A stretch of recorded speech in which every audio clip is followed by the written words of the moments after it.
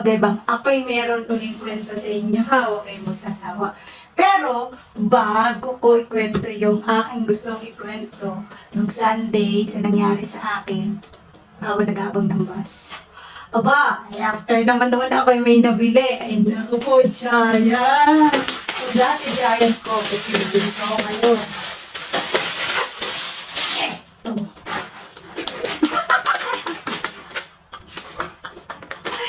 Pinakita na naman akong bagong Giant. Hindi ko pa na-try. May isa pa itong pasamahan. Ano naman, parang cheese curds naman ang dating na ganito. Mas malaki ito ata ng naman. Diba? Try natin. Woo! Ang saya nito. Ang saya. Ang saya. Open natin. Clear. Dahan natin siya yung pakalagay ng butas. OMG. Naliliit lang pala ng bilog niya. Naku po!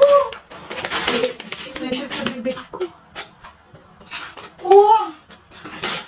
Ang flavor niya is sweet cheddar cheese flavor. Hindi siya maalat. Wow! Higit sa half naman.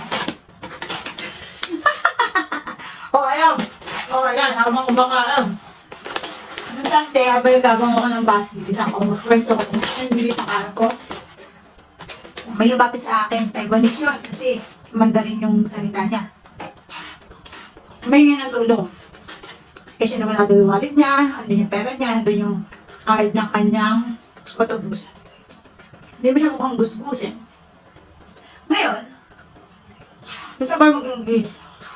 Kaya ko lang nalaman nilagay niya doon sa kanyang cellphone yung translate. May translate sa English. May siya nga natulog. Sabi ko, ano natutulong ko sa'yo? Siyempre, pera yun. Pera. Tapos yun, sabi siya na pwede siya makahingi ng tulong. Yun nga, pamasahe kasi punta siya Haifa. Malayo dito, parang probinsya. So, bibili siya ng card kasi nandun din sa wallet niya yung card sa autobus, yung bus na card, yung RAPCAP. Wala daw 45 shekel. Pwede 45 kasi bibili siya ng card. Dadamnan niya. Hindi naman siya humingi ng higit. Sabi ko sige, walang problema. Ngayon ko kasi parang paano kung tayo lumagay sa ganun solution? Dahil yung ba? Wala akong malapitan. Talagang naghanap siya ng Asian. Alam niya Chinese ako kasi sabi niya sa akin may how. Sagutin ko sana, baka ako dire-diretso ng Mandarin. Eh, hindi naman ako ganun kagaling sa Mandarin. Although, nakakaintindi lang ako konti. Yun, ganun. Yun naman. So, balik yung malita. Binigyan ko siya. Naging good Samaritan ako noon.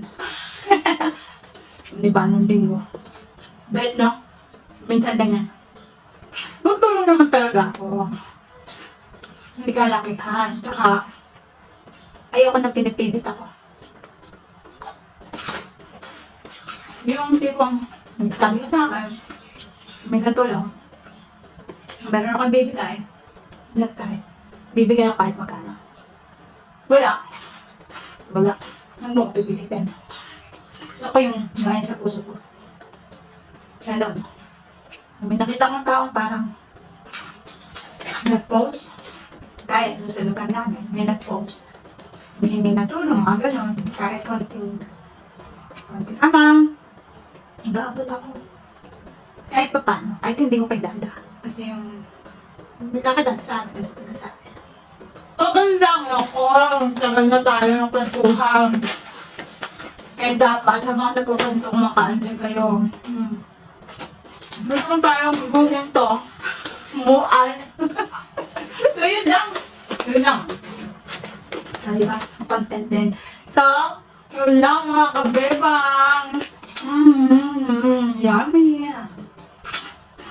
Bye. Bye.